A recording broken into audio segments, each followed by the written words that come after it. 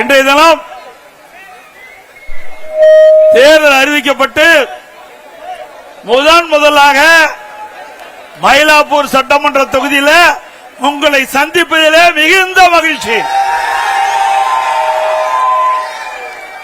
இறைவனுடைய அருளால் அனைத்து இந்திய அண்ணா திராவிட முன்னேற்ற கழக தலைமையிலே அமைக்கப்பட்ட தேசிய ஜனநாயக கூட்டணி பெரும்பான்மையான இடங்களிலே வெற்றி பெற்று 210 இடங்களிலே வெற்றி பெற்று அனைத்து இந்திய அண்ணா திராவிட முன்னேற்ற கழகம் அறுதி பெரும்பான்மையோடு அனைத்து இந்திய அண்ணா திராவிட முன்னேற்ற கழகம் ஆட்சி அமைக்கும். திமுக நிலைமை பரிதாபமா இருக்குது. அப்படித்தானே? நம்ம கூட்டணி 3 நாளைக்கு முன்பு நம்முடைய கட்சியுடைய தலைமை அலுவலகத்திலே கூடணும். நம்முடைய கூட்டணியில் அங்கம் வைக்கின்ற கட்சிகளை அழைத்தோம். தேர்தல் நேரத்தில் நம்முடைய கூட்டணி கட்சிக்கு எத்தனை இடங்கள் என்று தேர்வு செய்து அறிவித்தோம். அடுத்த நாள் அனைத்து இந்திய அண்ணா திராவிட முன்னேற்ற கழகத்தினுடைய தேர்தல் அறிக்கையை சிறப்பாக வெளியிட்டோம். நம்முடைய தேர்தல் அறிக்கை மக்களுக்கு நன்மை கிடைக்கக்கூடிய தேர்தல் அறிக்கை. ஒட்டுமொத்த தமிழக மக்களும் நம்முடைய தேர்தல் அறிக்கையை வாசித்து தெரிந்து இன்றைய நமக்கு பாராட்டை தெரிவித்துக் கொண்டிருக்கின்றார்கள்.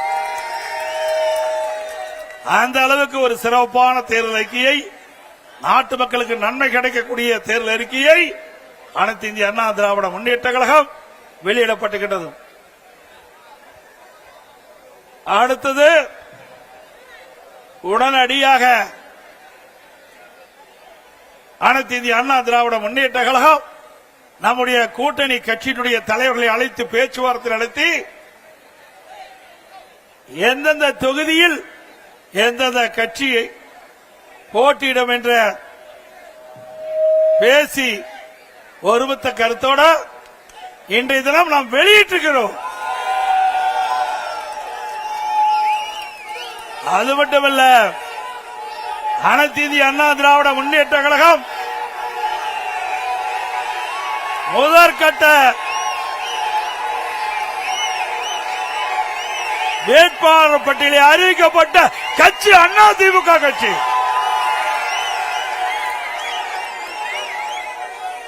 முதற்கட்டமாக போட்டியிடுகின்ற வேட்பாளர் 23 பேர் அடங்கிய பட்டியலை நாம் அறிவித்திருக்கின்றோம். இன்னும் ஓரிரு நாட்களில் அனைத்து இந்திய அண்ணா திராவிட முன்னேற்ற கழக வேட்பாளர்கள் போட்டியிடுகின்ற பட்டியல் முழுமையும் வெற்றி அறிவிக்கப்படும் என்பதை மகிழ்ச்சியோடு தெரிவித்துக்கிறேன். திமுகவுடைய நிலை என்ன? திராவிட முன்னேற்ற கழகம் கூட்டணி அமைப்பதற்கு 20 நாட்களா போராடிட்டு இருக்கிறாங்க. ஒவ்வொரு கட்சியும் பதறிக்கொண்டிருக்கின்றது. திராவிட முன்னேற்ற கழக தலைமையிலே அமைக்கப்பட்ட கூட்டணி கட்சிகள் போராடி அவர்கள் தொகுதியை பெற வேண்டிய அவல நிலை அந்த கூட்டணியிலே இருக்கின்றது. அதிமுக அப்படி அல்ல. அதிமுக தலைமையிலே அமைக்கப்படுகிற தேசிய ஜனநாயக கூட்டணி கட்சிக தலைவர்கள் சுதந்திரமாக இருக்கின்றார்கள். திமுக கூட்டணியை அங்க வைக்கின்ற கட்சிகள் அடிமையாக இருந்து கொண்டிருக்கின்றது. திரு ஸ்டாலின் பேசுகிறார், கூட்டணி கட்சி தலைவர்கள் பேசுகிறார்கள், 10 ஆண்டு காலமாக தொடர்ந்து திராவிட முன்னேற்ற கழக தலைமையிலே பயணித்துக் கொண்டிருப்போம் என்று இருக்கிறோம் என்று.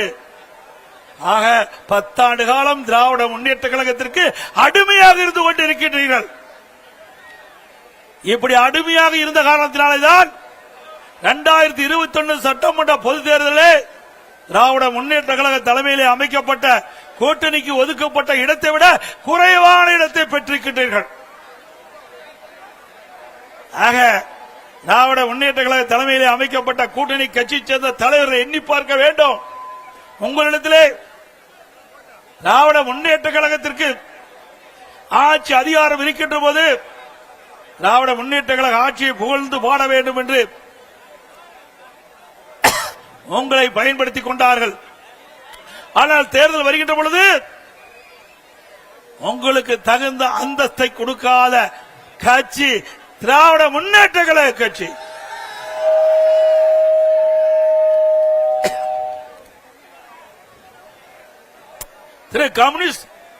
கம்யூனிஸ்ட் கட்சியை சேர்ந்தவர்கள் போராடி போராடி பார்த்தார்கள். அவருடைய கட்சியுடைய நிர்வாகிகள் கூட்டத்தை கூட்டி பார்த்தார்கள். எவ்வளவோ முயற்சி செய்தார்கள். ஆனால் கடந்த தேர்தலில் போட்டியிட்ட தொகுதியை விட குறைவான தொகுதியை தான் பெற்றிருக்கின்றார்கள். அதே போல திருமாவளவன் விடுதலை சிறுத்தை கட்சிகள், திருமாவளவன் தலைமையில் இருக்கின்ற விடுதலை சிறுத்தை கட்சி எவ்வளவோ போராடி போராடி 8 இடங்களில் பெற்றிருக்கிறாங்க. அது ஒரு அங்கீகரிக்கப்பட்ட கட்சியா இருக்குது. அங்கீகாரம் இல்லாத ஒரு கட்சிக்கு அதிக இடம் கொடுத்திருக்கிறாங்க. இதுதான் திமுக. புரிந்து கொள்ளுங்கள். திராவிட முன்னேற்ற கழக தலைமையிலே அமைந்துள்ள கூட்டணிகள் இனியாவது உணர்ந்து கொள்ளுங்கள். உங்களிடத்திலே திராவிட முன்னேற்ற கழக விசுவாசம் கிடையாது. திராவிட முன்னேற்ற கழகத்தை நம்பியவர்கள் நடு ரோட்டிலே விட்டு விடுவார்கள். அனைத்து இந்திய அண்ணா திராவிட முன்னேற்ற கழக தலைமையிலே அமைக்கப்படுகின்ற கூட்டணி கட்சி தலைவர்களுக்கு உரிய மரியாதை கிடைக்கின்ற கட்சி அண்ணா திமுக கட்சி.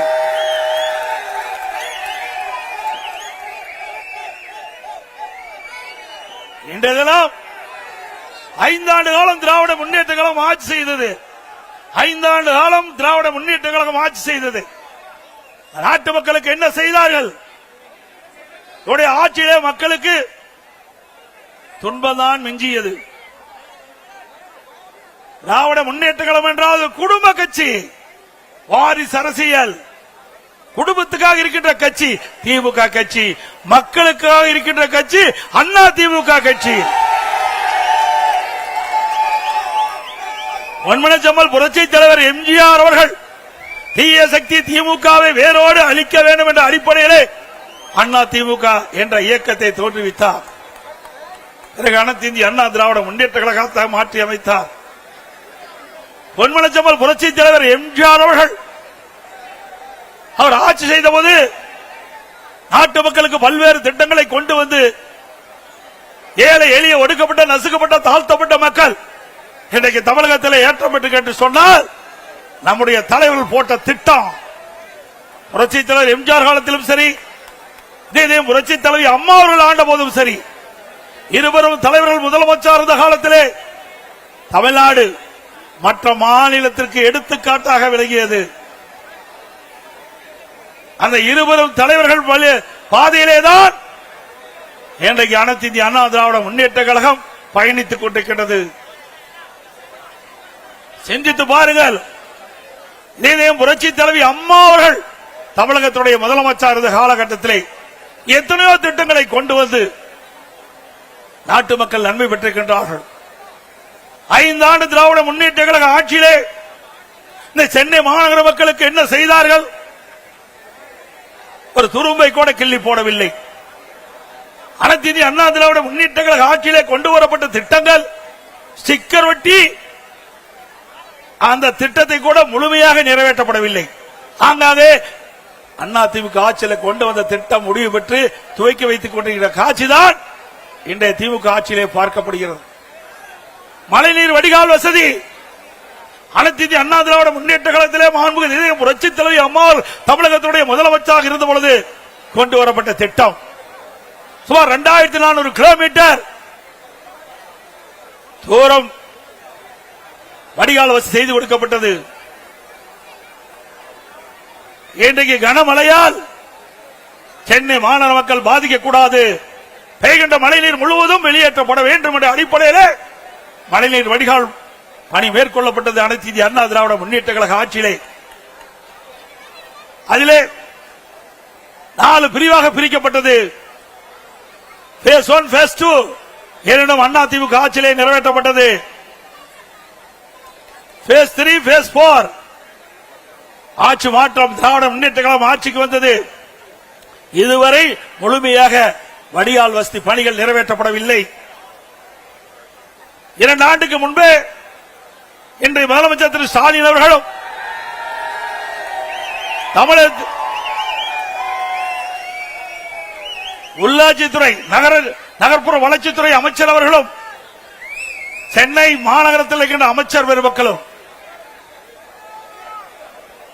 எவ்வளவு மழை பெய்தாலும் ஒரு சொட்டு தண்ணீர் கூட சென்னை மாநகரத்திலே தேங்காது என்று குறிப்பிட்டார்கள். நாம் கொண்டு வந்த திட்டம் மழைநீர் வடிகால் பணி அனைத்து இந்திய அண்ணா திராவிட முன்னேற்ற கழக ஆட்சியில் கொண்டு வரப்பட்ட திட்டம். அந்த திட்டத்தை கூட இவர்கள் முழுமையாக நிறைவேற்ற முடியவில்லை. 2 ஆண்டுக்கு முன்பே இந்த திட்டம் நிறைவேற்றப்பட்டு 98% நிறைவேற்றப்பட்டதா ஒரு பச்சை பொய்யை இன்றைய முதலமைச்சர் குறிப்பிட்டார். சென்னை மாநகரத்தில் இருக்கின்ற அமைச்சர்கள் குறிப்பிட்டார்கள். இங்க இருக்கின்ற மேயர் குறிப்பிட்டார். வடிகால் பணிகள் 98% நிறைவேற்றப்பட்டுள்ளது. எவ்வளவு மழை பெய்தாலும் சென்னை மாநகர மக்கள் பாதிக்கப்பட மாட்டார்கள். ஒரு சொட்டு தண்ணீர் கூட சென்னை மாநகர சாலைகளை தேங்காது என்று இவர்கள் பத்திரிகைகளை வெளியிட்டார்கள். ஆனால் நிலைமை என்ன? இதுவரை இந்த வடிகால் பணிகள் நிறைவேற்றப்பட முடியவில்லை. அதோடு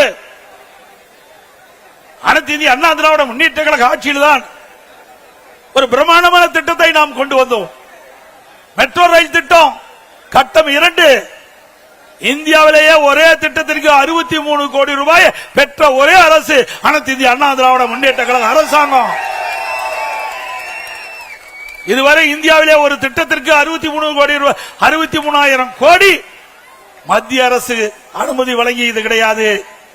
அனைத்து இந்திய அண்ணா திராவிட முன்னேற்ற கழகம் ஆட்சி செய்த பொழுது அம்மாவுடைய அரசாங்கம் மத்திய அரசோடு இணக்கமாக அணுகி சென்னை மாநகர மக்களுடைய போக்குவரத்து நெரிசலை குறைக்க வேண்டும் என்று இதை புரட்சித் தலைவர் அம்மா அவர்கள் திட்டமிட்டார்கள். துரதிருஷ்டவசமாக அம்மா அவர்கள் மறைந்தார்கள். அம்மா கொடுக்கப்பட்ட வாக்குறுதியை நிறைவேற்றுகின்ற விதமாக அம்மா போட்ட திட்டத்தை முழுமையாக நிறைவேற்ற வேண்டும் என்ற அடிப்படையிலே மத்திய அரசோடு தொடர்பு கொண்டு மெட்ரோ ரயில் திட்டம் கட்டம் 2 118 கிலோமீட்டர் அந்த ரயில் பாதை அமைக்குவதற்கு அனுமதி பெற்று அந்த திட்டத்திற்காக மத்திய அமைச்சர் மரியாதைக்குரிய உள்துறை அமைச்சர் அமித்ஷா அவர்களை நேரடியாக சென்னைக்கு அழைத்து அடிக்கல் நாட்டிய அரசாங்கம் அதிமுக அரசாங்கம். இந்த திட்டம் முழுமையாக நிறைவேறுகின்ற பொழுது சென்னை மாநகர மக்கள் போக்குவரத்து நெரிசல் இல்லாம பயணம் செய்ய முடியும். இது அதிமுக ஆட்சியுடைய சாதனை. அதிமுக ஆட்சியுடைய சாதனை சிந்திச்சு பாருங்கள். இப்படி ஏதாவது ஒரு பெரிய திட்டத்தையாவது 5 ஆண்டு காலத்தில் இந்த சென்னை மாநகர மக்களுக்கு கொடுத்திருக்கிறீங்களா? இல்ல. எப்பொழுது பார்த்தாலும் கொள்ளை அடிப்பதுதான் ஒரே குறிக்கோள். திராவிட முன்னேற்ற கழகத்துடைய அரசாங்கம் கொள்ளையடிக்கின்ற அரசாங்கமா மாறிவிட்டது.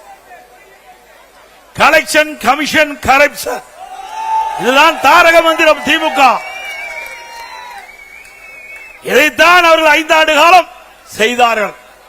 மக்களுக்காக எந்த நன்மையும் செய்யவில்லை. எந்த பெரிய திட்டத்தையும் தமிழ்நாட்டு மக்களுக்கு கொடுக்கல, சென்னை மாநகர மக்களுக்கு கொடுக்கல. அது மட்டுமல்ல, அனைத்து இந்திய அண்ணா திராவிட முன்னேற்ற கழக ஆட்சி இருக்கின்ற பொழுது இன்றைக்கு புயல் வந்தது. அந்த புயல் வருகின்ற பொழுது மக்கள் பாதிக்கப்படக்கூடாது என்பதற்காக அனைத்து இந்திய அண்ணா திராவிட முன்னேற்ற கழக போர்க்கால நடவடிக்கை எடுக்கப்பட்டது. வர்த்தா புயல், கனமழை, இன்றைக்கு சென்னை மாநகரம் முழுவதும் மரங்கள் சாய்ந்தன, மின் கம்பங்கள் உடைந்தன, டிரான்ஸ்பாரம் பழுதடைந்து விட்டது. அப்படிப்பட்ட சூழ்நிலையிலும் அனைத்து இந்திய அண்ணா திராவிட முன்னேற்ற கழகம் விரைந்து அரசு விரைந்து செயல்பட்டு மக்களுக்கு எந்த இடையூறும் இல்லாம ஓரிரு நாட்களிலே அந்த மின் தடைகள் எல்லாம் சரி செய்து மக்களுக்கு இயல்பான நிலைக்கு கொண்டு வந்த அரசாங்கம் அதிமுக அரசாங்கம். சென்னை மாநகரத்தில் மட்டும் 2 லட்சம் மரங்கள், 2 லட்சம் குப்பைகள் மாநகராட்சியிலிருந்து அகற்றப்பட்டன. இப்படி மக்களுக்கு பிரச்சனை ஏற்படுகிற போது அந்த பிரச்சனையை தீர்க்கக்கூடிய வல்லமை படைத்த அரசாங்கமா அனைத்து இந்திய அண்ணா திராவிட முன்னேற்ற கழக அரசு விளங்கியது. அண்மையிலே ஓராண்டு என்று நினைக்கின்றேன், ஓராண்டு 2 ஆண்டு இருக்கின்ற நினைக்கின்றேன். சென்னை மாநகரத்தில் வெறும் மழைதான் பொழிந்தது. எல்லா பக்கமும் எல்லா சாலையிலும் தண்ணீர் தேங்கி இருந்தது.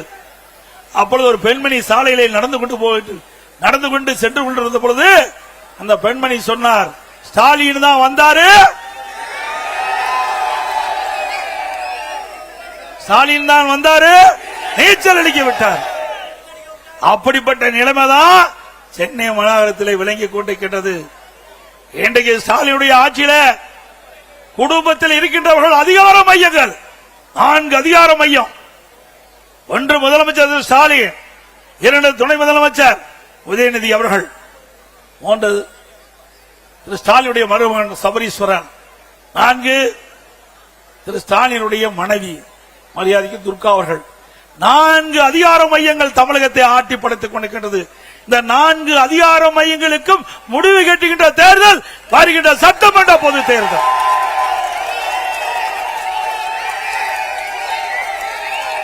முடிவு கட்டுவீங்களா? அதே போல கொரோனா காலம் சிந்தித்து பாருங்க, ஒரு கடுமையான சோதனை. இதுவரைக்கும் இந்த நோயை யாரும் பார்த்ததில்லை. உலகமே சம்பித்து போய்விட்டது. கொரோனா வைரஸ் காற்றிலே பரவக்கூடிய ஒரு நோய் உலகம் முழுவதும் பரவி கொண்டிருந்த அந்த காலகட்டத்தில் தமிழகத்திலும் கொரோனா வைரஸ் பரவல் கடுமையாக இருந்தது. அந்த கொரோனா வைரஸ் பரவல் இன்றைக்கு ஒருவரை தாக்கின்ற பொழுது அதனுடைய அறிகுறி என்ன என்று கூட தெரியாத ஒரு காலகட்டம். அந்த காலகட்டத்தில் கூட நம்முடைய மருத்துவர்கள், நம்முடைய அரசாங்கம் திறமையாக செயல்பட்டு அந்த கொரோனா வைரஸ் பரவல் அறிகுறிகளை கண்டுபிடித்து அதற்கு தக்க சிகிச்சை அளித்து விலை மதிக்க முடியாத உயிரை காப்பாற்றிய அரசாங்கம் அதிமுக அரசாங்கம். உலக அளவிலே நீங்க பார்த்தா கூட தமிழ்நாட்டில் தான் இந்த கொரோனா வைரஸ் பரவல் தடுத்ததிலே முதல் மாநிலம் என்ற பெயரை நாம் பெற்றோம். பாரத பிரதமர் அவர்கள் நான் முதலமைச்சர் இருந்த காலகட்டத்தில் கொரோனா வைரஸ் பரவல் தடுப்பது குறித்து அனைத்து முதலமைச்சருடைய ஆலோசனை கூட்டத்தை காணொலி காட்சி மூலமாக நடத்தினார்கள். அப்பொழுது மாண்புமிகு பிரதமர் அவர்கள் குறிப்பிட்டார், இந்த கொரோனா வைரஸ் பரவலை தடுப்பதிலே முதல் மாநிலம் தமிழ்நாடு, அதை பின்பற்றுங்கள் மற்ற மாநிலம் என்று குறிப்பிட்டார்கள். அந்த அளவுக்கு சிறப்பான ஆட்சி செய்த அரசாங்கம் அதிமுக அரசாங்கம். அதே காலகட்டம் சென்னை மாநகர மக்கள் மற்றும் பல்வேறு மாநகராட்சியில் இருக்கின்ற மக்கள், நகராட்சியில் இருக்கின்ற மக்கள் வேலை வாய்ப்பு இல்ல, உணவு கிடைக்காத ஒரு சூழ்நிலை. அரசாங்கத்துக்கு தெரிந்தவுடன் அனைத்து இந்திய அண்ணா திராவிட முன்னேற்ற கழக அரசு ஏழை மக்கள் பாதிக்க கூடாது, அவர்களுக்கு 3 வேளையும் சுட சுட உணவு கொடுக்க வேண்டும் என்ற அடிப்படையிலே அனைத்து அம்மா உணவகத்திலும் உணவுகள் தயாரிக்கப்பட்டு சமூக நல கூடங்களில் உணவு தயாரிக்கப்பட்டு ஒரு நாளைக்கு 7 லட்சம் பேர்களுக்கு உணவு வழங்கிய அரசாங்கம் அதிமுக அரசாங்கம். கிட்டத்தட்ட 11 மாதம் விலையில்லாம அம்மா உணவகத்திலே உணவளித்த அரசு அதிமுக அரசு. மாற்றுத்திறனாளிகள், கர்ப்பிணி பெண்கள், முதியோர்கள் அவர்களுக்கெல்லாம் அவர் இல்லத்துக்கே சென்று சுட சுட 3 வேளையும் கொரோனா காலத்திலே உணவு கொடுத்த அரசாங்கம் அதிமுக அரசாங்கம். அதே போல வேலைவாய்ப்பு இல்ல, ஏழைகள் துன்பப்படக்கூடாது என்பதற்காக ரேஷன் கடையிலே 11 மாத காலம் விலையில்லாம உணவுப் பொருள் கொடுத்த ஒரே அரசாங்கம் அதிமுக அரசாங்கம். அனைத்து இந்திய அண்ணா திராவிட முன்னேற்ற கழக அரசாங்கம் இந்த கொரோனா காலத்தில் 11 மாசம் அரசுக்கு வருவாய் கிடையாது. டாஸ்மாக்ல வருவாய் இல்ல, பத்திரப்பதிவுல வருவாய் இல்ல, ரோட் டாக்ஸ்ல வருவாய் இல்ல, ஜிஎஸ்டி வருவாய் இல்ல, கலால்ல வருவாய் இல்ல. இப்படி வருவாயே இல்லாத காலகட்டத்தில் கூட ஒரு சிறப்பான ஆட்சி கொடுத்த ஒரே அரசாங்கம் அதிமுக அரசாங்கம். அந்த காலகட்டத்தில் பள்ளிகள் திறக்கப்படல, கல்விகள் திறக்கப்படல, மாணவர்கள் மன உளைச்சல், ஓராண்டு வீணா போய்விட்டது என்று கவலைப்பட்டுக் கொண்டே இருந்தார்கள். அந்த கவலையும் தீர்த்த ஒரே அரசாங்கம் அதிமுக அரசாங்கம். பள்ளியிலே படிக்கின்ற மாணவர்களுக்கு ஆல் பாஸ் போட்டு கொடுத்தோம்.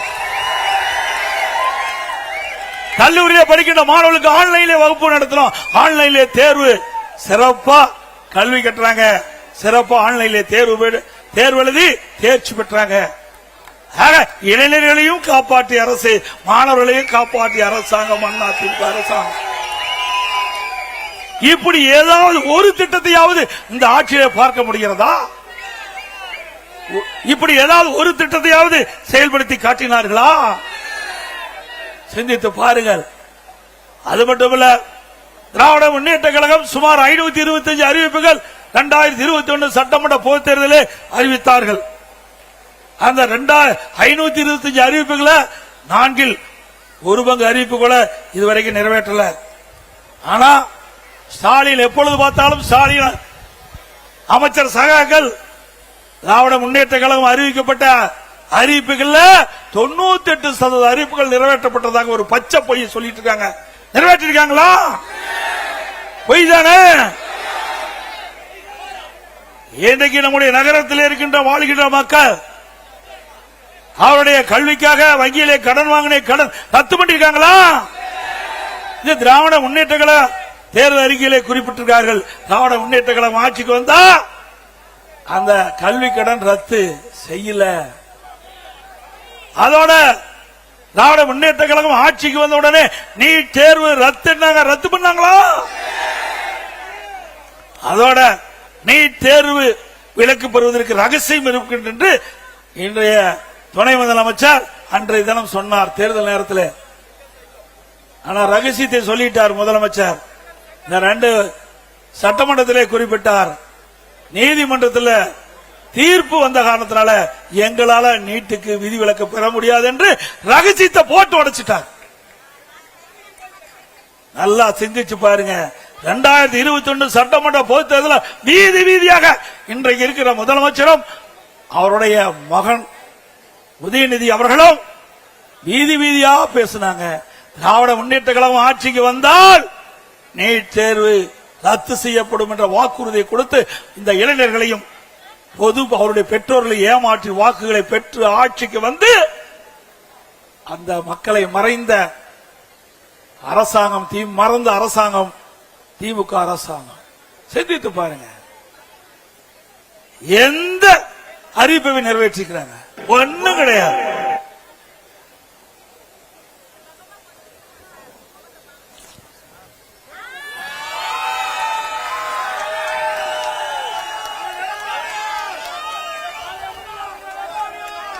இன்றைக்கு இங்கே இருக்கின்ற மக்கள், நான் இந்த வீதியிலே வருகின்ற பொழுது பார்த்தேன், பெரும்பாலும் சாதாரண மக்கள்.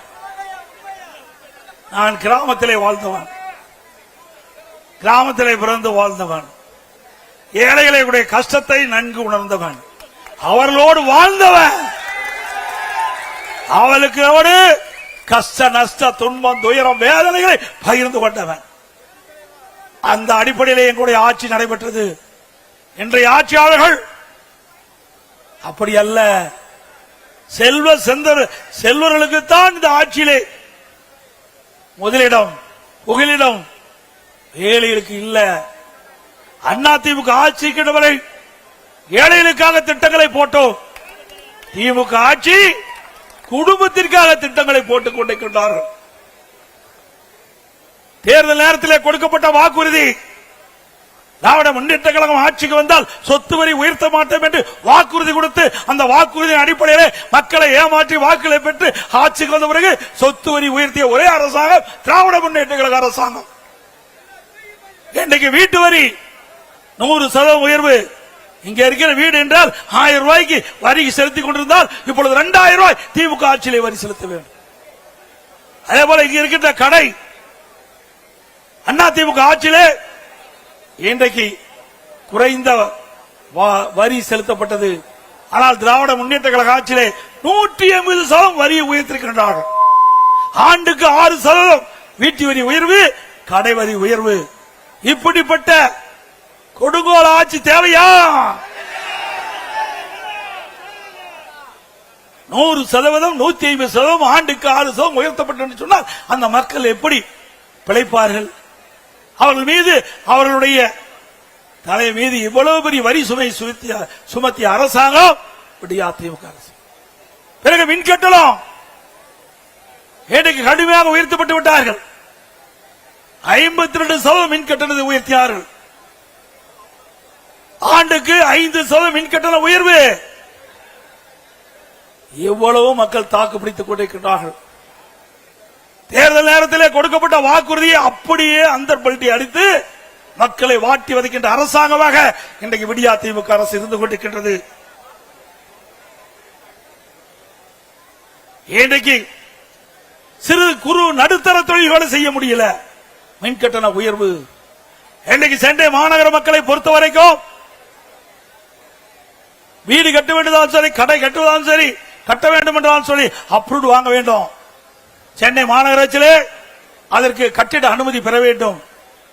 அனைத்து இந்திய அண்ணா திராவிட முன்னேற்றங்களை ஆட்சி இருக்கின்ற பொழுது 1000 சதுரடிக்கு மாநகராட்சியில கழிவுநீர் கட்டமைப்பு உட்பட டெபாசிட் 37,500 கோடி கட்டலாம் போதும். ஆனால் திராவிட முன்னேற்ற கழக ஆட்சியில கிட்டத்தட்ட 1,08,000 கோடி டெபாசிட் கட்ட வேண்டும். அதாவது 132% இந்த கட்டிட அனுமதிக்காக இந்த அரசு வசூல் செய்கின்றது. இப்படிப்பட்ட அரசாங்கம் தேவையா?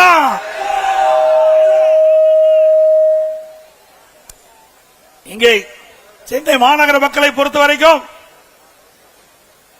அன்றாட வேலைக்கு செல்லக்கூடியவர் பல பேர் இருக்கின்றார்கள். மாத சம்பளம் வாங்கிட்டவர் பல பேர் இருக்கின்றார்கள். பெரும்பாலும் அப்படித்தான் இந்த மாநகரத்திலே வாழ்ந்து கொண்டிருக்கின்ற மக்கள். ஆனால் இந்த ஆட்சி வந்த பிறகு விலைவாசி விண்ணை முட்டுகின்ற அளவுக்கு உயர்ந்து போய்விட்டது. எனக்கு அரிசி விலை அனைத்து இந்திய அண்ணா திராவிட முன்னேற்ற கழக ஆட்சியில பச்சரிசி, சாப்பாட்டு அரிசி 1 கிலோ 40 ரூபாய்க்கு வித்தது. திராவிட முன்னேற்ற கழக ஆட்சியில 1 கிலோ 75 ரூபாய்க்கு விற்கிறது பச்சரிசி. பொன்னி புழுங்கல் அரிசி 1 கிலோ அண்ணா திமுக ஆட்சியில 45 ரூபாய். திராவிட முன்னேற்ற கழக ஆட்சியில 1 கிலோ 75 ரூபாய்க்கு விற்கின்றது. இட்லி புழுங்கல் அரிசி 1 கிலோ அனைத்து இந்திய அண்ணா திராவிட முன்னேற்ற கழக ஆட்சியில 30 ரூபாய்க்கு வித்தது. திராவிட முன்னேற்ற கழக ஆட்சியில 1 கிலோ 55 ரூபாய்க்கு விற்கிறது. கடல் எண்ணெய் 1 கிலோ அனைத்து இந்திய அண்ணா திராவிட முன்னேற்ற கழக ஆட்சியில 130 ரூபாய்க்கு வித்தது. இன்றைய தினம் 200 ரூபாய்க்கு விற்கின்றது. நல்லெண்ணெய் 1 கிலோ அனைத்து இந்திய அண்ணா திராவிட முன்னேற்ற கழக ஆட்சியில 250 ரூபாய்க்கு வித்தது. இன்றைக்கு 500 ரூபாய்க்கு விற்குது. துவரம்பருப்பு 1 கிலோ அண்ணா திமுக ஆட்சியில 74 ரூபாய். இன்றைக்கு திராவிட முன்னேற்ற கழக ஆட்சியில 120 ரூபாய்க்கு விற்குது. உளுத்தப்பருப்பு 1 கிலோ அண்ணா திமுக ஆட்சியில 79, திராவிட முன்னேற்ற கழக ஆட்சியில 120. ஆக இப்படி உணவுப் பொருளுடைய விலை மின்னை முற்றுகின்ற அளவுக்கு உயர்ந்து விட்டது. ஏழை மக்களுக்கு வேலை வாய்ப்பு குறைவு, செலவு அதிகம், வரவு குறைவு. அதனால் மக்கள் படுகின்றார்கள் துன்பம். அதை பத்தி எல்லாம் இந்த அரசாங்கத்துக்கு கவலை இல்லை. இதே அனைத்து இந்திய அண்ணா திராவிட முன்னேற்ற கழக ஆட்சி இருக்கின்ற பொழுது இப்படி அத்தியாவசிய உணவுப் பொருட்கள் விலை ஏறுகின்ற பொழுது இந்த உணவுப் பொருளை கட்டுப்படுத்த, விலையை கட்டுப்படுத்த வேண்டும் என்பதற்காக விலை கட்டுப்பாட்டு நிதியம் என்று அதற்கென்று 100 கோடி ரூபாய் கூட்டுறவு அமைப்பிலே நிதி ஒதுக்கீடு செய்யப்பட்டு எந்த உணவுப் பொருள் விலை ஏறியதோ அந்த உணவுப் பொருள் எந்த மாநிலத்தில் விலை குறைவாக இருக்கின்றதோ அங்கே கொள்முதல் செஞ்சு தமிழகத்தை கொண்டு வந்து கூட்டுறவு அமைப்பின் மூலமாக அந்த விலை ஏற்றத்தை தடுத்த அரசாங்கம் அதிமுக அரசாங்கம். இந்த ஏழை மக்களை பாதுகாக்கப்பட்ட அரசாங்கம். ஏழைகள் துன்பப்படக்கூடாது, அதற்காக பல்வேறு நடவடிக்கை எடுத்தோம். அது மட்டுமல்ல, திராவிட முன்னேற்ற கழக அரசு இன்றைக்கு இந்தியாவிலேயே அடிக்கடி முதலமைச்சர் பேசுறார், தமிழ்நாடு தான் முதலிடம், தமிழ்நாடு தான் முதலமைச்சர். அந்த அமைச்சர் எல்லாம் பேசுறாங்க சூப்பர் முதலமைச்சர். எதுல சூப்பர் முதலமைச்சர்? கடன் வாங்குவதிலே சூப்பர் முதலமைச்சர். சிந்திச்சு பாருங்க, 5 ஆண்டுகள் 5 லட்சம் கோடி கடனை வாங்கி இந்தியாவிலே கடன் வாங்குவதிலே முதல் மாநிலம் என்ற பெயரை பெற்ற சாதனை படைத்த அரசாங்கம் திமுக அரசாங்கம். அனைத்து இந்திய அண்ணா திராவிட முன்னேற்ற கழகம் ஆட்சியிலே இருந்த காலகட்டத்தில் 2021 73 ஆண்டு காலம் பல்வேறு கட்சிகள் தமிழகத்திலே ஆண்டன. அந்த 73 ஆண்டு காலத்திலும் 2021 சுமார் 4,80,000 கோடி தான் கடன். ஓராண்டு அரசாங்கத்துக்கு வருவாயே கிடையாது. கொரோனா காலம். அந்த காலத்துல அந்த காலகட்டத்தில் கொரோனாவுக்காக 40,000 கோடி அரசாங்கம் செலவு செய்தது. ஆனால் திராவிட முன்னேற்ற கழகத்துக்கு அப்படிப்பட்ட நிலைமை இல்ல. திராவிட முன்னேற்ற கழகம் ஆட்சிக்கு வந்த பிறகு 2020-21 அரசுக்கு வந்த வருவாயை விட 2024-25 திராவிட முன்னேற்ற கழக ஆட்சியில 1,30,000 கோடி கூடுதலாக வருவாய் வந்திருக்குது. ஒரு பக்கம் கூடுதலாக வருவாய், ஆனால் புதிய திட்டங்கள் இல்ல. ஆக இப்படி வருவாய் கூடுதலாக வந்தும் கூட கடன் வாங்குவதற்கு என்ன காரணம்? ஊழல், ஊழல், ஊழல், ஊழல். இன்றைக்கு 5 லட்சம் கோடி கடன் வாங்கி அந்த கடனை எப்படி மக்கள் திருப்பி கட்டுவார்கள் என்பதை எண்ணி பார்க்க வேண்டும். இப்படி கடன் வாங்குகின்ற அரசாங்கம் மீண்டும் தொடர வேண்டுமா?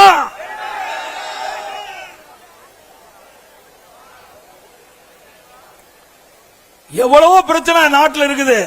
அதையெல்லாம் திமுக முதலமைச்சருக்கு கவலை இல்ல, துணை முதலமைச்சருக்கு கவலை இல்ல. கார் பந்தயம் அது வேணுங்களா? கார் பந்தயம் வேணுமா? என்னங்க கொடுமை. நாட்டு மக்கள் எவ்வளவு கஷ்டப்படுறாங்க, விலைவாசி உயர்வுல கஷ்டப்படுறாங்க. இன்றைக்கு முறையா தண்ணீர் கிடைக்கல, குடி தண்ணீர் கிடைக்கல என்று மக்கள் புலம்பிக் கொண்டிருக்கிறாங்க. ஆனா இன்றைக்கு துணை முதலமைச்சர் திரு உதயநிதி ஸ்டாலின் அவர்கள் நம்முடைய சென்னை மாநகரம் மத்திய பகுதியில பிரம்மாண்டமான கார் பந்தயத்தை நடத்துறார்.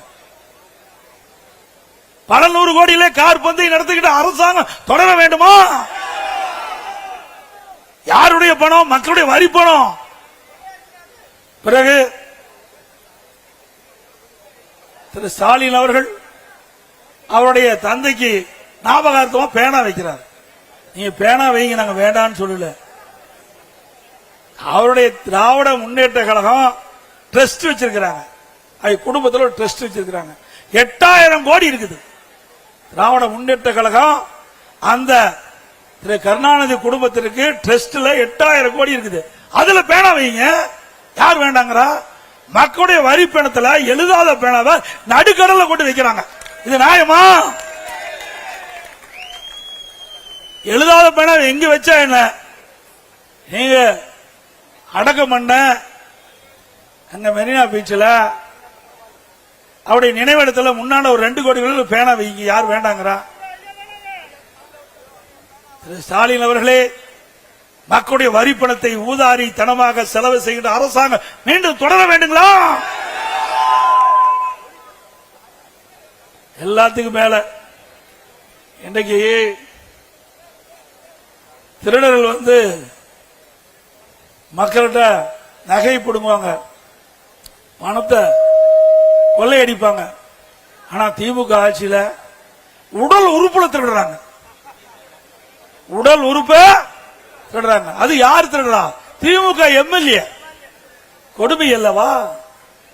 நாமக்கல் மாவட்டம் வறுமையின் காரணமாக அந்த ஏழை தொழிலாளிகளை ஏமாற்றி முறைகேடாக அந்த கிட்னிய திருடி இருக்காங்க. இப்படிப்பட்ட அரசாங்கம் தேவைங்களா? தயவு செய்து இந்த கூட்டத்தில் வந்திருக்கிற நம்முடைய கழக நிர்வாகிகளும் தொண்டராலும் சரி, பொதுமக்களாலும் சரி, உங்களுடைய நண்பர்களாலும் சரி, உறவினராலும் சரி, ஏதாவது திமுக கட்சிக்காரன் நடத்துற மருத்துவமனைக்கு போய் ஏதாவது ஆபரேஷன் பண்ணி இருந்தா மீண்டும் போய் ஸ்கேன் பண்ணி பாத்துங்க. ஏன்னா உள்ளுக்குள்ள இருக்கிற உறுப்பு இருக்குதா இல்லையான்னு பாத்துங்க. இது எதற்காக சொல்லிட்டு சொன்னால், நம்முடைய நாமக்கல் மட்டம் குமராபாளையத்தில் ஒரு பெண்மணி பணத்தை ஆசை காட்டி அதனுடைய கிட்னியை எடுப்பதற்காக அழைச்சிட்டு போய் கல்லீரல் எடுத்துட்டாங்க. கிட்னிக்கு பதிலா. அதனாலதான் நான் சொல்றேன், இது விளையாட்டுக்காக சொல்லிங்க. உண்மையாக திராவிட முன்னேற்ற கழக ஆட்சியில் இந்த சம்பவம் நடந்திருக்குது. ஆக ஒரு எம்எல்ஏ, ஆளுங்கட்சி எம்எல்ஏ அவருடைய மருத்துவமனையில இந்த கிட்னி முறைகேடு நடைபெற்றதாக அரசாங்கத்துக்கு, இது திமுக அரசாங்கத்துக்கு புகார் திமுக அரசாங்கம் அதுக்கென்று ஒரு குழு அமைக்கப்பட்டு அந்த குழு போய் அந்த மருத்துவமனையில் ஆய்வு செஞ்சு முறைகேடு நடைபெற்றது உண்மை என்று கண்டுபிடித்த பிறகு அந்த மருத்துவமனை மீது இதுவரைக்கும் நடவடிக்கை எடுக்கல. மீண்டும் அனைத்து இந்திய அண்ணா திராவிட முன்னேற்ற கழகம் ஆட்சிக்கு வந்தா இந்த கிட்னி முறைகேட்டில் யாரெல்லாம் ஈடுபட்டார்களோ அவர்கள் மீதுதான் உரிய நடவடிக்கை எடுக்கப்படும்.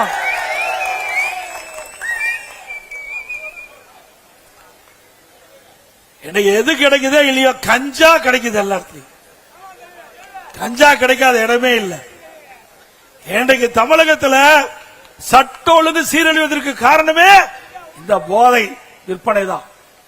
நான் ஏற்கனவே சட்டமன்ற உறுப்பினராகி பிரதான எதிர்க்கட்சி தலைவராக தேர்ந்தெடுக்கப்பட்ட பிறகு சட்டமன்றத்திலே முதலமைச்சருடைய கவனத்திற்கு கொண்டு வந்தேன். தமிழகத்தில் பல்வேறு நகரங்களிலும் கிராமங்களிலும் போதைப் பொருள்கள் பல்வேறு வடிவில் விற்கப்படுகிறது. அதை தடுத்து நிறுத்துங்கள், இல்லாவிட்டால் மாணவர்கள் இளைஞர்கள் பாதிக்கப்பட்டு விடுவார்கள், அவருடைய வாழ்க்கை சீரழிந்து விடும் என்று எச்சரிக்கைத்தேன். கண்டுகொள்ளவே இல்லை. பத்திரிகையின் வாயிலாக பேட்டி கொடுத்தேன், ஊடகத்தின் வாயிலாக பேட்டி கொடுத்தேன், அறிக்கை வெளியிட்டேன். இந்த ஆட்சியில எதுவுமே நடக்கல.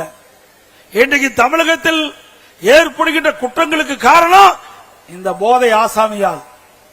எங்க பார்த்தாலும் கொலை, கொல்ல, திருட்டு, வழிப்பறிவு, பாலியல் கொடுமை நடக்காதனாலே இல்லை.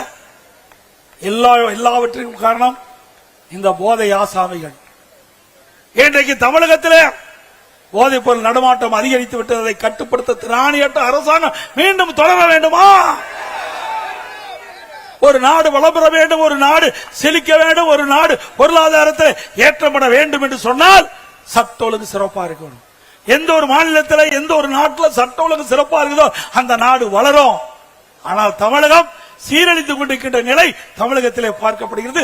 இதற்கு காரணம் கையிலாகாத ஒரு முதலமைச்சர் தமிழகத்தில் ஆண்டு கொண்டிருக்கின்ற காரணத்தினாலே இப்படிப்பட்ட நிகழ்வுகள் நடந்து கொண்டிருக்கிறது. அதை தடுக்க வேண்டும் என்று சொன்னால் வருகின்ற சட்டமன்ற பொதுத் தேர்தலில் அனைத்து இந்திய அண்ணா திராவிட முன்னேற்ற கழக தலைமையில் அமைக்கப்படுகின்ற தேசிய ஜனநாயக கூட்டணி மிகப்பெரிய வெற்றி பெற வேண்டும்.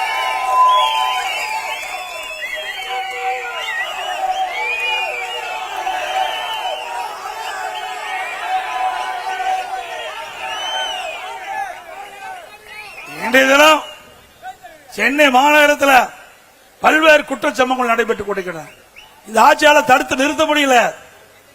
பட்டம் பகல்ல ஒரு கட்சியுடைய மாநில தலைவர் வெட்டி சாய்க்கிறார். இதுவரை உண்மை குற்றவாளிகளை கண்டுபிடிக்க முடியல. அதே போல திருநெல்வேலி காங்கிரஸ் கட்சியுடைய மாவட்ட தலைவர் எரித்து கொல்லப்படுகிறார். இதுவரை கண்டுபிடிக்க முடியல. அது மட்டும் இல்லாம தினந்தோறும் கொலை கொள்ளை சம்பவம் நடந்துகிட்டே இருக்குது. நாங்குநேரியில் பார்த்தா 2 இருசக்கர வாகனத்தில் சாலையில சென்றுட்டு இருக்கிறாங்க. ஒரு இடத்துல மக்கள் நின்று கொண்டிருக்கிறாங்க. இந்த போதை ஆசாமிகள் அவங்க வெட்டு சாய்க்கிறாங்க. இப்படிப்பட்ட சம்பவம் தமிழகத்தில் நிலவிக் கொண்டிருக்கிறது. பெண்களுக்கு பாதுகாப்புல இந்த ஆட்சியில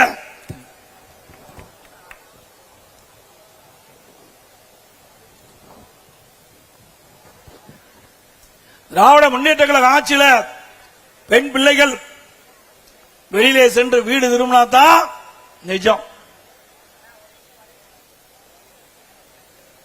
ஏண்டதலுக்கும் சிறுமிகளுக்கும் பாதுகாப்பு இல்ல, பெண்களுக்கும் பாதுகாப்பு இல்ல, பாட்டிமார்களுக்கும் பாதுகாப்பு இல்ல.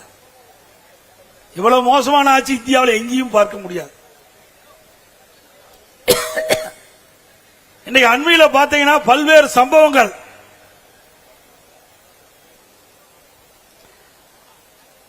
இன்றைக்கு தூத்துக்குடி மாவட்டம் விளாத்திக்குளத்தில் பாத்தீங்கன்னா பள்ளி மாணவி பள்ளிக்கு சென்ற பொழுது வீடு திரும்பல, அத பாலியல் துன்புறுத்தி கொலை செஞ்சிருக்கிறாங்க. நல்லா சிந்திச்சு பாருங்க. அதே போல அண்ணா பல்கலைக்கழக மாணவி பாலியல் சீண்டல். யார் அந்த சார்? இந்த ஆட்சியில கண்டுபிடிக்கணும். அண்ணா திமுக ஆட்சி வந்தா யார் அந்த சார் கண்டுபிடிக்கப்படும். மதுராங்கத்தில் இருசக்கர வாகனத்தில் சென்று கொண்டிருந்த பெண்மணியை கடத்திக்கிட்டு போய் பாலியல் சீண்டல். கோயம்புத்தூர் விமான நிலையத்துக்கு அருகில ஒரு மாணவியும் ஒரு ஆண் நண்பரும் பேசிக் கொண்டிருக்கிறாங்க. காம கொடர்கள் அங்கே சென்று அந்த பெண்மணியை பாலியல் சீண்டலுக்கு உட்படுத்துறாங்க. இப்படி பெண்களுக்கு பாதுகாப்பு இல்லாத ஒரு சூழலை தமிழகத்தில் நிலவிக் கொண்டிருக்கிறது.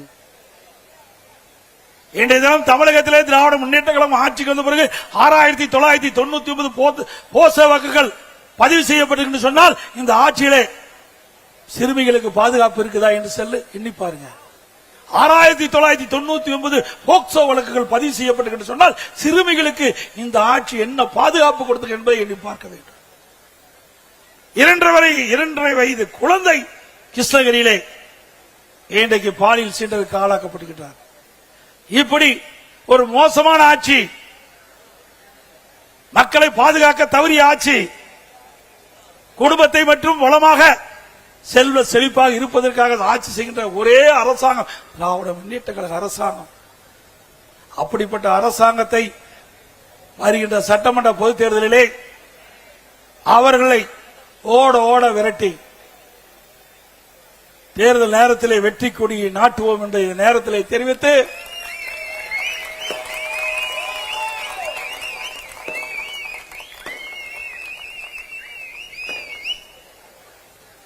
இந்த சட்டமன்ற தொகுதியிலே பாரதிய ஜனதா கட்சிக்கு ஒதுக்கப்படுகின்றன. இந்த பாரதிய ஜனதா கட்சியினுடைய வேட்பாளர் போட்டியிட்டா அவருக்கு தாமரை சின்னத்திலே வாக்களித்து வெற்றி பெற வேண்டும். அதே போல சென்னை மாநகரத்திலே நம்முடைய அனைத்து இந்திய அண்ணா திராவிட முன்னேற்ற கழக வேட்பாளர் போட்டியிட்டா அவர் இரட்டை சின்னத்திலே வாக்களியுங்கள். அதேபோல பாட்டாளி மக்கள் கட்சி அவள் போட்டியிடுகின்ற அந்த வேட்பாளருக்கு மாம்பழ சின்னத்திலே வாக்களியுங்கள்.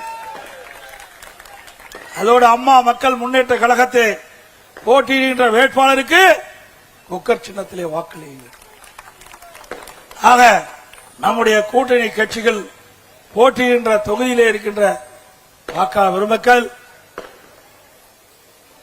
அந்த கட்சி வேட்பாளருடைய சின்னங்களுக்கு வாக்களித்து அவர்களை வெற்றி பெற செய்ய வேண்டுமாய் இருக்கிற கூப்பி வேண்டி கேட்டு இந்த மிகச் சிறப்பாக எழுச்சியாக முதல் தேர்தல் பிரச்சார கூட்ட நிகழ்ச்சி கலந்து கொண்டுள்ள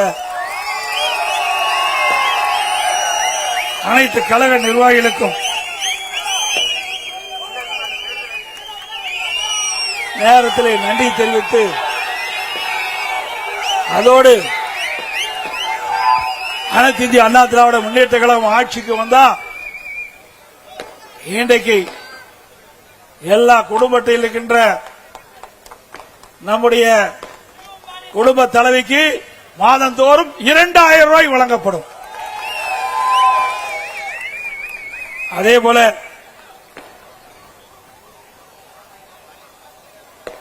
நம்முடைய மக்கள் இந்த ஆட்சியிலே படுகின்ற துன்பத்தை களைய ஒவ்வொரு குடும்பத்திற்கும் உதவித்தொகையாக 10,000 ரூபாய் வழங்கப்படும்.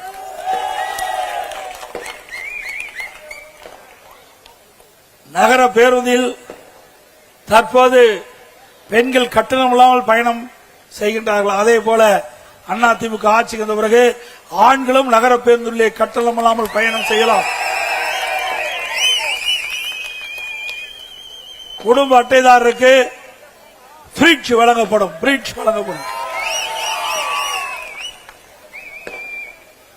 குடும்ப அட்டைதாரருக்கு அதிமுக ஆட்சி வந்த உடனே விலையில்லா பருப்பு, விலையில்லா எண்ணெய் வழங்கப்படும். சமையல் எண்ணெய் சென்னை மாநகரம் சரி, நகரத்திலும் சரி, கிராமத்திலும் சரி, நம்முடைய பெண்கள் வேலைக்கு செல்வதற்கும் வேலை முடிந்த பிறகு பணி முடிந்த பிறகு வீடு திரும்புவதற்கும் அம்மா இருசக்கரம் வாங்குவதற்கு 5 லட்சம் அம்மா இருசக்கர வாகனம் வழங்கப்படும். பெண்களுக்கு ஒவ்வொரு அம்மா இருசக்கர வாகனம் வாங்குறதுக்கு 25,000 ரூபாய் மானியம் வழங்கப்படும். ஆட்டோ ஓட்டுகின்றவர்கள் ஆட்டோ சங்கத்தில் பதிவு செய்யப்பட்டு புதிய ஆட்டோ வாங்கினா 75,000 ரூபாய் மானியம் கொடுக்கப்படும். முதியோர் உதவித்தொகை உயர்த்தி வழங்கப்படும் 2,000 ரூபாயாக. இன்றைக்கு ஒவ்வொரு குடும்பத்திற்கும் அதிமுக ஆட்சி வந்த பிறகு 3 கேஸ் சிலிண்டர் மானியமாக வழங்கப்படும். நம்முடைய தாய்மார்களுக்கும் பெண்களுக்கும் தீபாவளி பண்டிகை சிறப்பாக கொண்டாடுவதற்கு அவளுக்கு பட்டு சேலை வழங்கப்படும். படித்த இளைஞர்கள் வேலை வாய்ப்பிலே பதிவு செய்யப்பட்டு பணி கிடைக்காமல் இருக்கின்ற நம்முடைய இளைஞர் சகோதரர்களுக்கு மாதந்தோறும் பட்டப்படிப்பு படித்தவர்களுக்கு 2000 ரூபாய் வழங்கப்படும். பிளஸ் 2 படித்தவர்களுக்கு 1000 ரூபாய் வழங்கப்படும். நகர பகுதியிலே இன்றைக்கு சாலை ஓரமாக நடைபாதை கடை நடத்துகின்றவர்கள் கூட்டுறவு சங்கத்திலே வாங்கிய கடன் முழுவதும் தள்ளுபடி செய்யப்படும். மாற்றுத்திறனாளிகள் கூட்டுறவு சங்கத்திலே வாங்கிய கடன் முழுவதும் தள்ளுபடி செய்யப்படும்.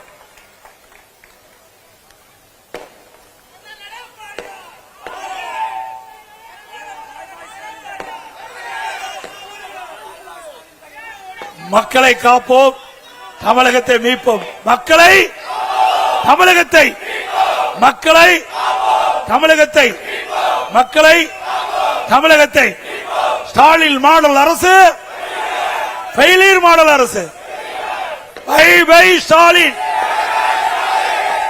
இந்த ஆட்சியோட ஸ்டாலினுக்கு பை பை சொல்லிடலாம்.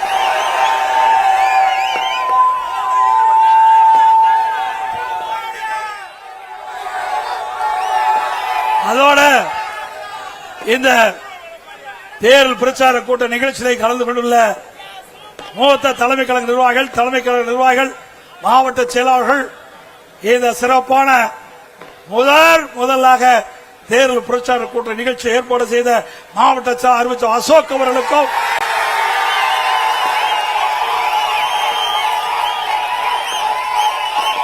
அவருக்கு உறுதுணையாக விளங்கிய பகுதி கழக செயலாளர்களுக்கும்,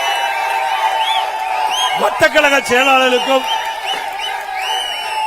கழகத்திலே பல்வேறு பொறுப்புகளை நிர்வாகிகளுக்கும், இந்த நிகழ்ச்சியிலே திரளாக கலந்து கொண்டுள்ள நம்முடைய அனைத்து இந்திய அண்ணா திராவிட முன்னேற்ற கழகத்திலே பல்வேறு பொறுப்புகளை இருக்கின்ற நிர்வாகிகளுக்கும், நம்முடைய கூட்டணி கட்சி பாரதிய ஜனதா கட்சி மற்றும் பாட்டாளி மக்கள் கட்சி மற்றும் அம்மா மக்கள் முன்னேற்ற கழகம் மற்றும் நம்முடைய கூட்டணியை அங்க வைக்கின்ற கட்சியுடைய தலைவர்கள், நிர்வாகிகள், தமிழ் மாநில காங்கிரஸ் கட்சி சேர்ந்த நிர்வாகிகள், தொண்டர்கள், இந்திய ஜனநாயக கட்சி சேர்ந்த தலைவர்கள், நிர்வாகிகள், புரட்சி பாரதம் கட்சி சேர்ந்த நிர்வாகிகள், தொண்டர்கள், புதிய நீதி கட்சி சேர்ந்த தலைவர் நிர்வாகிகள், தமிழக மக்கள் முன்னேற்ற கழகத்தை சேர்ந்த தலைவர் நிர்வாகிகள், பெருந்தலைவர் மக்கள் கட்சி சேர்ந்த நிர்வாகிகள், தமிழ் மாநில முஸ்லீம் கட்சி சேர்ந்த நிர்வாகிகள் மற்றும் கூட்டணியை ஆக்கிரமிக்கின்ற கட்சிகள், பல்வேறு ஆதரவு தருகின்ற அமைப்புகள், பல்வேறு கட்சியினுடைய நமக்கு ஆதரவு அளிக்கின்ற பல்வேறு கட்சியினுடைய தலைவர்கள், நிர்வாகிகள், தொண்டர்கள் இங்கே வருகை தந்து சிறப்பாக இந்த நிகழ்ச்சியில் பங்கு பெற்ற அனைத்து பொதுமக்களுக்கும் வாக்காளர்களுக்கும் நன்றி, வணக்கம்.